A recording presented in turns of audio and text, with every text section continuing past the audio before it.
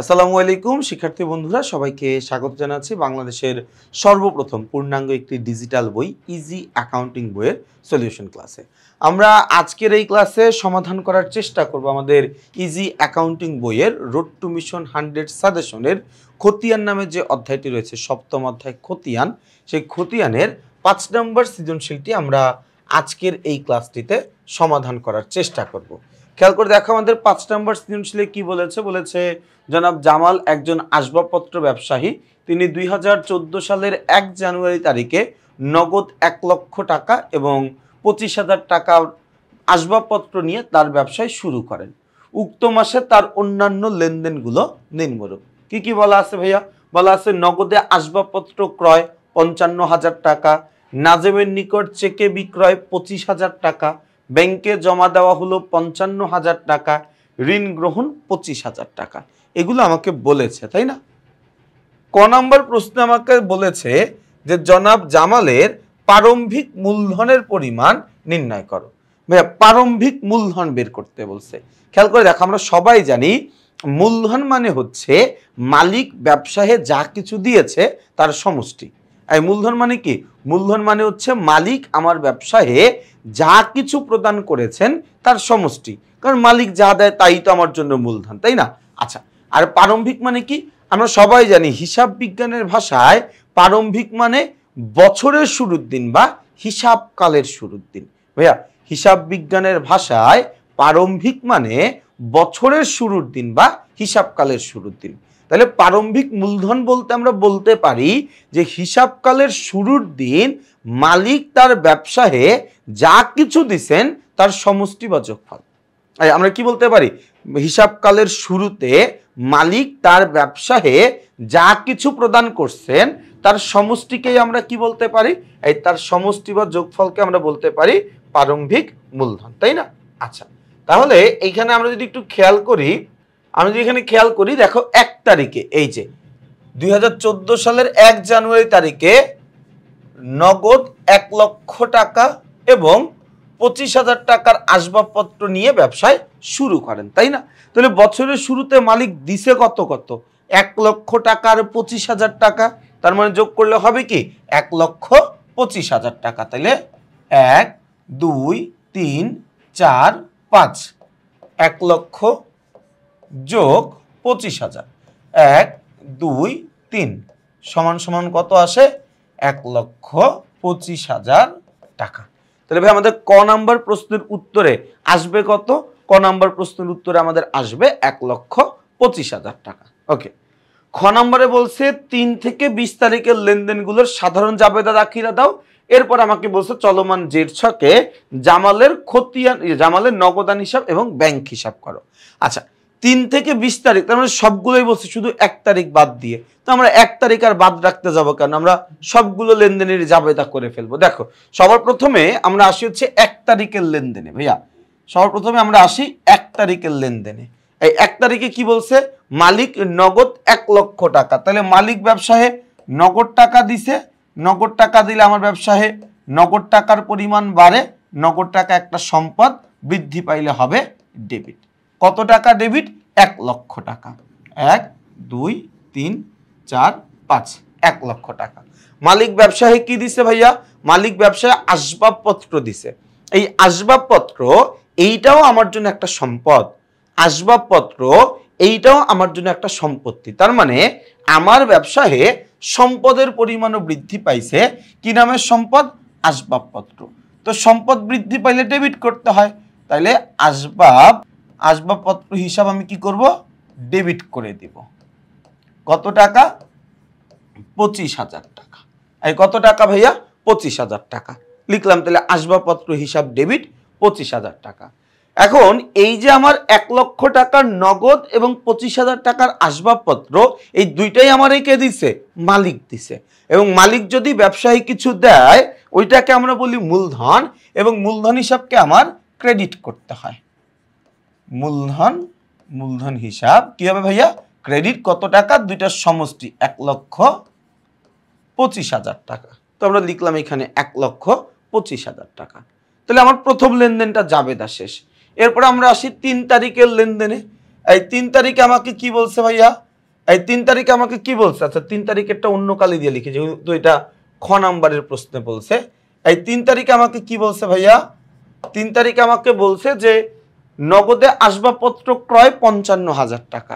ভাই আমি আসবাবপত্র কিনছি, আমি যদি আসবাবপত্র কিনি তাহলে আমার ব্যবসায়ে আসবাবপত্রের পরিমাণ বাড়ে, আমার ব্যবসায়ে আসবাবপত্রের পরিমাণ বাড়ে। তাহলে কি হবে? আসবাবপত্র হিসাব ডেবিট, কারণ আসবাবপত্র একটা সম্পদ, তাই না?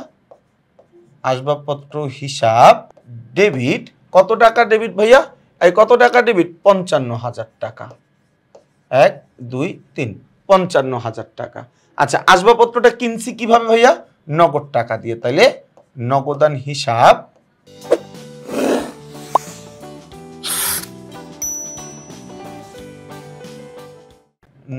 হিসাব ক্রেডিট কত টাকা ভাইয়া? 55,000 টাকা। ওকে, 3 তারিখের লেনদেনটাও তাহলে আমরা বুঝে গেলাম। চলে যাব লেনদেন নাম্বার 5। 5 তারিখে কি বলছে?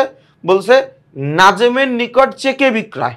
আচ্ছা আমরা এতদিন জানতাম যদি কোনো একটা পণ্যদ্রব্য ক্রয় বিক্রয়ের সময় কোনো একটা ব্যক্তি অথবা কোনো একটা প্রতিষ্ঠানের নাম উল্লেখ করা আছে, তার মানে লেনদেনটা কিভাবে হইছে? বাকিতে হইছে। লেনদেনটা কিভাবে হইছে? বাকিতে হইছে। কিন্তু এইখানে নাম বলে দিয়ে আবার চেকে এই কথাও বলে দিছে, নামও বলে দিছে, আবার লেনদেনটা চেকের মাধ্যমে হইছে এইটাও আমাকে বলে দিছে। তাহলে ভাইয়া এটার আমরা কি করবো ভাইয়া? এটাকে আমরা যেহেতু বিক্রি করে চেক পাইছি, চেক পাইলে আমার ব্যাংকের টাকা বাড়ে, তাহলে ব্যাংক হিসাব ডেবিট কত টাকা? 25,000 টাকা। আচ্ছা আর কি হবে ভাইয়া? বিক্রি করছি যেহেতু, তাহলে বিক্রয় একটা আয়, বিক্রয় হিসাব ক্রেডিট কত টাকা? 25,000 টাকা। ঘটনা কি বোঝা গেছে ভাই? এই ঘটনা কি বোঝা গেছে কিনা দেখো। এরপরে তাহলে আমরা আসি 15 তারিখের লেনদেনে।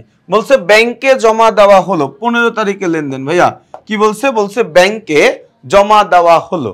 তাহলে আমি যদি ব্যাংকে জমা দেই তাহলে এর ফলে আমার ব্যাংকের টাকা বাড়ে। ভাইয়া ব্যাংকে টাকা জমা দিছি, তাহলে আমার কি হইছে? ব্যাংকের টাকা বাড়ছে। এবং এই ব্যাংকের টাকা জমা দিছি কোন জায়গা থেকে? নগদ থেকে দিছি। তাহলে আমার কি হবে ভাইয়া? আমার এখানে একটা হবে হচ্ছে ব্যাংক হিসাব ডেবিট, কারণ ব্যাংকে টাকা জমা দেওয়ার ফলে আমার ব্যাংকের টাকা বাড়ছে। এই ব্যাংক হিসাব কি হবে? ডেবিট, কারণ ব্যাংকে টাকা জমা দেওয়ার ফলে কি হইছে? ব্যাংকের টাকা বাড়ছে এবং নগদানের টাকা কমে গেছে, এই জন্য নগদান হিসাব ক্রেডিট। কথা কি বুঝাইতে পারছি ভাইয়া? আচ্ছা কত টাকার লেনদেন ভাইয়া? 5,000 টাকার লেনদেন। তাহলে এখানে লিখি আমরা 5,000, এখানে আমি লিখে দিলাম 5,000। 20 তারিখে আমরা আসি, দেখি 20 তারিখে কি বলা আছে ভাইয়া? 20 তারিখে আমাকে বলছে ঋণ গ্রহণ 25,000 টাকা। কি বলছে ভাইয়া? ঋণ গ্রহণ কত টাকা? 25,000 টাকা। ঋণ গ্রহণ করলে আর কিছু পাই আর না পাই, আমি নগদ টাকা পাই, তাহলে নগদান হিসাব ডেবিট। আর কি হবে? ঋণ গ্রহণ করছে যেহেতু, তাহলে ঋণ হিসাব বা ব্যাংক ঋণ হিসাব ক্রেডিট। কত টাকা ভাই? 25,000। কত টাকা? 25,000। তাহলে আমাকে খ নাম্বারে যে বলল সবগুলো লেনদেনের জাবেদা করতে, কত 3 থেকে 20, তাহলে 3 5 15 20, তাহলে আমি সবগুলো লেনদেনের জাবেদা কিন্তু করলাম, তাই না? এই যে পার্পল কালারের যে লেখাগুলো দেখতেছে এটা হচ্ছে আমার খ নাম্বারের অ্যান্সার। এরপরে চলে যাব আমরা হচ্ছে আমাদের গ নাম্বার প্রশ্নে। গ নাম্বার প্রশ্নে কি বলতেছে ভাইয়া? গ নাম্বার প্রশ্ন আমাকে বলছে যে চলমান জেড ছকে নগদান হিসাব এবং ব্যাংক হিসাব প্রস্তুত করো। তাহলে আমার কাজ হচ্ছে কোন কোন লেনদেনের জাবেদার মধ্যে নগদান হিসাব আছে আর ব্যাংক হিসাব আছে ওইটা আইডেন্টিফাই করা। দেখো ভাইয়া এই জায়গায় একটা নগদান হিসাব আছে। আচ্ছা এই জায়গায় দেখো আমার নগদান হিসাবও আছে, ব্যাংক হিসাবও আছে। এটার মধ্যে দেখো আমার নগদান হিসাব আছে, এটার মধ্যে দেখো আমার ব্যাংক হিসাব আছে, এটার মধ্যে দেখো আমার নগদান হিসাব আছে। আমি যখন নগদানের খতিয়ান অন্তর্ভুক্ত করব, ধরে নাও আমি আগে নগদানের খতিয়ান করছি। ভাইয়া ধরে নাও, তুমি একটু ধরে নাও যে আগে আমি নগদান হিসাবের খতিয়ানটা করতেছি। কোন হিসাবের ভাইয়া? নগদান হিসাবের খতিয়ান করতেছি। তাহলে কি করব? আগে আমি আইডেন্টিফাই করব কোনটা কোনটা আমার কাছে এক নগদানের খতিয়ানে অন্তর্ভুক্ত হবে। তাহলে এই যে একটা লেনদেন পাইলাম, এটা আমাদের নগদান হিসাব আছে, তার মানে এটা আমার নগদানের খতিয়ানে অন্তর্ভুক্ত হবে। কোন পাশে অন্তর্ভুক্ত হবে ভাইয়া? ডেবিট পাশে অন্তর্ভুক্ত হবে। কি নামে লিখবো? ডেবিটের উল্টা ক্রেডিট, তার মানে মূলধন হিসাবে অন্তর্ভুক্ত করব। কি হিসাবে? মূলধন হিসাবে অন্তর্ভুক্ত করব। আবার দেখো ভাইয়া, এই যে এই জায়গায় আছে একটা নগদান হিসাব, তার মানে এটাও আমার নগদান হিসাবের খতিয়ানে অন্তর্ভুক্ত হবে। কি নামে অন্তর্ভুক্ত হবে ভাইয়া? কি নামে অন্তর্ভুক্ত হবে?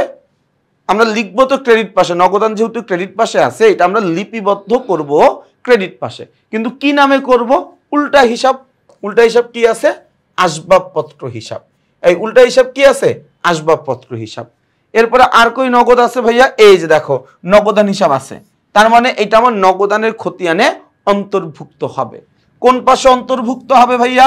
ক্রেডিট পাশে অন্তর্ভুক্ত হবে। কি নামে অন্তর্ভুক্ত হবে? ব্যাংক হিসাব নামে অন্তর্ভুক্ত হবে। 20 তারিখে আমরা যাই। এই যে 20 তারিখে আমার নগদান হিসাব আছে, কোন পাশে আছে ভাইয়া? ডেবিট পাশে আছে। তাহলে আমরাও কোন পাশে লিখব? আমরাও ডেবিট পাশে লিখব। কি নামে লিখব ভাইয়া? এই কি নামে লিখব? লিখব হচ্ছে আমরা ঋণ হিসাব নামে। এই কি নামে লিখব? আমরা লিখব হচ্ছে ঋণ হিসাব নামে, তাই না? তাহলে দেখো নগদানের খতিয়ানটাও কিন্তু আমরা বুঝছি। আমি কিন্তু তোমাদেরকে অঙ্ক বোঝাচ্ছি, অঙ্ক করাচ্ছি না, অঙ্ক বোঝাচ্ছি। আচ্ছা, নগদানের খতিয়ান গেলে এখন আসে আমরা ব্যাংক হিসাবের খতিয়ানে। ব্যাংকের খতিয়ান করতে গেলে কি করতে হবে?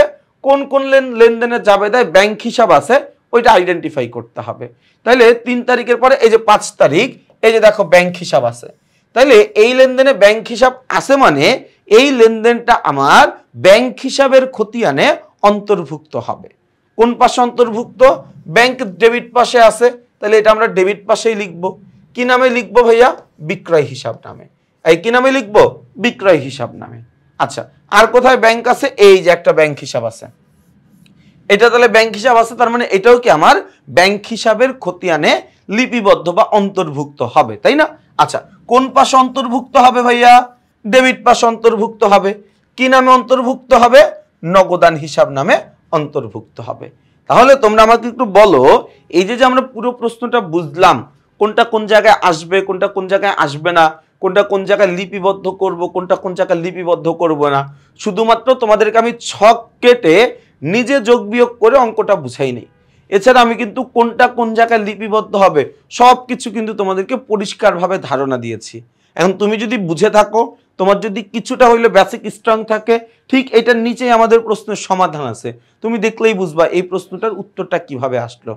আমার দায়িত্ব হচ্ছে তোমাকে অঙ্কটা বুঝায় দেওয়া, বা আমি চাচ্ছিও তোমাকে অঙ্কটা বুঝাই দিতে, অঙ্কটা করে দিতে না। তার কারণ আমি যদি নিজে করে দেই তাহলে তো ভাই তুমি কি করলা, তোমার তো আর সাথে সাথে করা হইল না। তুমি ক্লাসটা করতে করতে উচিত তোমার নিজের অঙ্কটা প্র্যাকটিস করা। আচ্ছা, আসো আমরা উত্তরটা দেখি। আমরা উত্তরটা দেখি। এই যে দেখো, প্রারম্ভিক মূলধন 1 লাখ আর 25,000 টাকা যোগ করব, 1,25,000 টাকা। জাবেদাগুলো সব আমরা লিখছি। আমরা তো 1 তারিখ সহ করছি, এই জায়গায় 1 তারিখের বারটা বাদ দিয়া আমরা পণ্য ক্রয় করছিলাম, ক্রয় হিসাব ডেবিট, নগদান হিসাব ক্রেডিট, এরকম করে আমরা সবগুলো কি করছিলাম, আমরা এখানে লিখছি, তাই না? আচ্ছা, ব্যবসায়টা কি ধরনের ছিল? ওহো, আচ্ছা দেখো এই জায়গায় একটা মিস্টেক আমাদের হয়েছে। ব্যবসায়টা ছিল আসবাবপত্রের, হ্যাঁ, আর আমরা নগদে আসবাবপত্র ক্রয়, এটাকে আমরা আসবাবপত্র হিসাব লিখছিলাম, আসবাবপত্র হিসাব লিখছিলাম, হবে না, এটা কি হবে? ক্রয় হিসাব হবে। হ্যাঁ, এই 3 তারিখের লেনদেনে কি হবে না? আসবাবপত্র হিসাব হবে না, কি হিসাব হবে? ক্রয় হিসাব হবে। হ্যাঁ, এটুকু একটু দেখে নিও। আচ্ছা, এরপরে দেখো ভাইয়া, তাহলে আমরা জাবেদাগুলো সব করলাম, জাবেদাগুলো যেরকম ছিল এরকম আমরা করলাম। ওকে, এরপরে খতিয়ানে আমরা পোস্টিং দিয়ে যোগ বিয়োগ বের করে ফেলবো, আমাদের ঝামেলা শেষ। তাহলে দেখো অঙ্ক করা কিন্তু সহজ। আমি আবারও বলছি, আমি পুরো বইতে অঙ্কগুলো 2টা নিয়মে বোঝাচ্ছি। এখন যেই নিয়মে করলাম আমি জাস্ট অঙ্কটা বুঝিয়ে দিচ্ছি, কোনটা কোন জায়গায় যাবে, কোনটা কোন জায়গায় যাবে না, অঙ্কটা তোমরা নিজেরা করবা। আরেকটা নিয়মে আমি তোমাদের অঙ্ক করাইছি, এটাও তোমরা পাবা সামনের দিকে গেলে। আরো তো অনেক অঙ্ক আছে বইতে, অনেকগুলো কিউআর কোড আছে, তোমরা অনেকগুলো অঙ্ক এই বইতে পাবা, অনেক অজস্র অঙ্ক পাবা। তো অন্য অনেকগুলো অঙ্কতে আমি নিজে নিজে অঙ্কটা করে দিছি তোমাদেরকে, আমি নিজে করে দিছি, ঠিক আছে? তো দুইভাবেই পড়াচ্ছি, যাতে করে তোমরা যারা ডিফারেন্ট টেস্টের মানুষ আছো তোমাদের সবার কাছে যেন ভালো হয়। সবচেয়ে বড় কথা হচ্ছে আমাদের উদ্দেশ্যটা সৎ, আমরা চাচ্ছি তোমরা ভালো কিছু শেখো, আমরা চাচ্ছি তোমরা ভালো কিছু করো। তো তোমাদের সবাইকে শুভকামনা জানিয়ে আমরা আমাদের আজকের এই ক্লাসটি এখানেই শেষ করছি। সবাই ভালো থাকবা, সুস্থ থাকবা, আমার জন্য বেশি করে দোয়া করবা। আসসালামু আলাইকুম।